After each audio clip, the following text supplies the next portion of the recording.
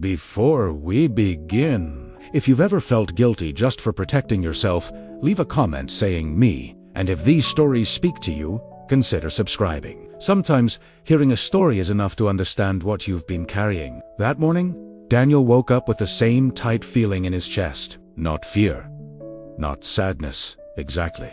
Just pressure. The kind that sits quietly inside you, reminding you that today, once again, someone will need something from you, and you already know what you'll say. Yes, Daniel lived in a small town where people noticed things.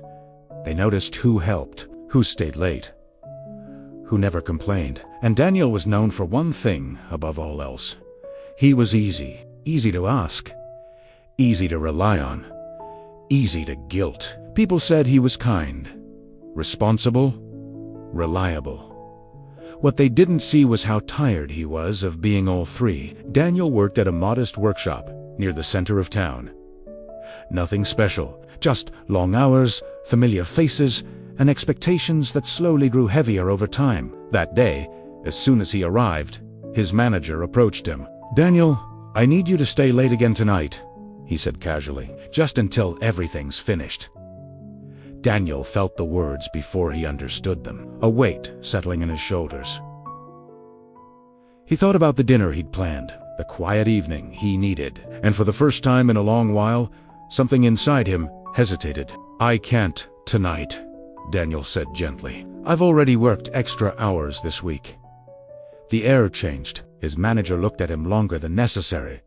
"So, you're leaving us short? That's disappointing." Daniel opened his mouth to explain, but before he could, the guilt arrived. Not shouted, not aggressive, just implied. He felt it in the pause, in the look like he had broken an unspoken rule. The rest of the day passed slowly. Coworkers avoided his eyes. Someone muttered, "Must be nice to say no." Daniel told himself it didn't matter. But it did, because later that afternoon, a colleague approached him. "Can you help me with this? I know it's not your responsibility, but you're always so understanding." Daniel hesitated again, and that hesitation was noticed. "What's wrong?" the colleague asked. "Did I do something?" Daniel shook his head quickly. No, I'll help." The guilt faded instantly. Relief replaced it, and Daniel hated how fast that trade happened. That evening, when he finally returned home, his grandmother was sitting at the kitchen table. She always waited for him with a cup of tea and a quiet presence. "You look heavy," she said. Daniel shrugged. "Just tired." She didn't push. She never did.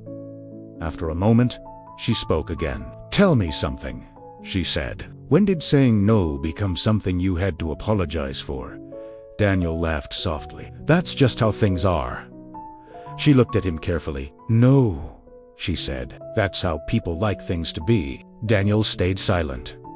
She continued. "Respect doesn't demand sacrifice, and kindness doesn't require pain." He frowned. "But if I don't help, I disappoint them."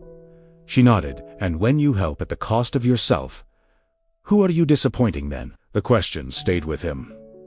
The next day, it happened again. A client demanded more than agreed. A coworker assumed Daniel would stay late. A family member hinted that he was being selfish lately, and each time the same message appeared beneath their words.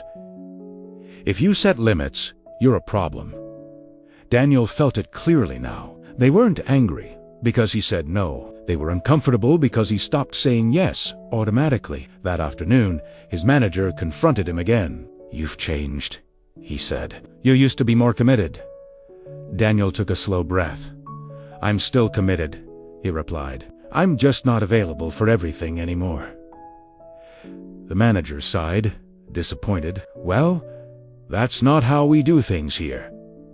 Daniel felt the familiar guilt rise, but this time, he didn't fight it.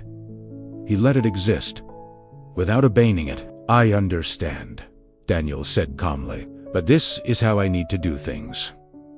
The silence was long, uncomfortable when Daniel walked out that day. The sun was still up. For the first time in weeks, he felt space inside his chest. Not happiness, not victory, just space. At home, His grandmother smiled when she saw him. "You look lighter," she said. Daniel sat down and nodded. "I said no again today." She raised an eyebrow. "And how did that feel?" Daniel thought for a moment. "Uncomfortable," he admitted, "but honest." She nodded approvingly. "Guilt is often the price of change," she said, "but peace is what you get later." That night, Daniel understood something important. People who benefit from your silence will call your boundaries selfish. People who rely on your exhaustion will feel threatened when you rest.